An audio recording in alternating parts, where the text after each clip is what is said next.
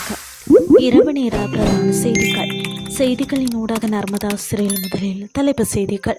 Dengue பரவலை தடுக்க புதிய ஆயுர்வேத மருந்துகள் அறிமுகம். நெல் கொள்முதல் திங்கட்கிழமை தொடக்கம். நெல் சந்தைப்படுத்தல் சபை அறிவிப்பு. முற்றாக முடங்கிய கோர்மோஸ் நீரிணை கப்பல் போக்குவரத்து வரலாறு காணாத வீழ்ச்சி. இனி விரிவான செய்திகள்.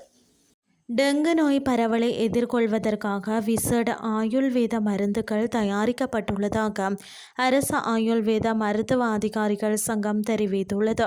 பொதுமக்களின் மற்றும் டெங்கு நோயாளிகளின் நோய் எதிர்ப்பு சக்தியை அதிகரிப்பதற்காக இந்த மருந்துகள் தயாரிக்கப்பட்டுள்ளதாக அரசு ஆயுர்வேத மருத்துவ அதிகாரிகள் சங்கத்தின் தலைவர் உபுல் கொண்டசிங்க தெரிவித்தார். அத்துடன் மேல் மாகாண ஆயுர்வேத திணைக்களம் புதிய மருந்து ஒன்றை அறிமுகப்படுத்தியுள்ளதுடன் டெங்கு பரவலை கட்டுப்படுத்த முயற்சியின் ஒரு பகுதியாக மேல் மாகாணத்தில் உள்ள வீடுகளுக்கு அதனை விநியோகித்து வருவதாக அவர் குறிப்பிட்டார். மேலும் நுளம்பு ஒழிப்பு நடவடிக்கைகளுக்காக பயன்படுத்தப்படும் புகையூட்டும் பொடியும் விநியோகித்து வருவதாக அவர் தெரிவித்தார். விநியோகிக்கப்படும் இந்த பொருட்களை வீணாக்க வேண்டாம் என பொதுமக்களிடம் கோரிக்கை விடுத்த சங்கத்தின் தலைவர் இவற்றின் உற்பத்தி மற்றும் விநியோகத்திற்காக அரசாங்க நிதி செலவிடப்பட்டுள்ளமையை சுட்டிக்காட்டினார்.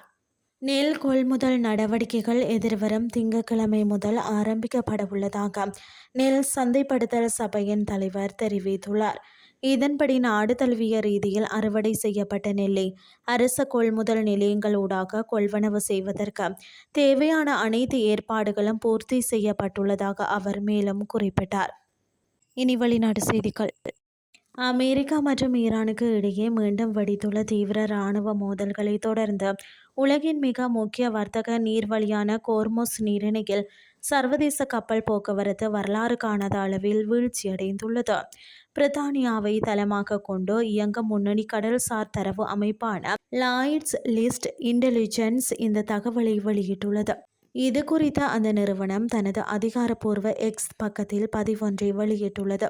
குறித்த பதிவில் அமெரிக்கா மற்றும் ஈரானுக்கு இடையே அண்மையில் ஏற்பட்டுள்ள புதிய மோதல் மற்றும் பதற்றமான சூழலை தொடர்ந்து கோர்முஸ் நீரிணை வழியான கப்பல் போக்குவரத்து மிக கடுமையாக வீழ்ச்சியடைந்துள்ளது என தெரிவிக்கப்பட்டுள்ளது.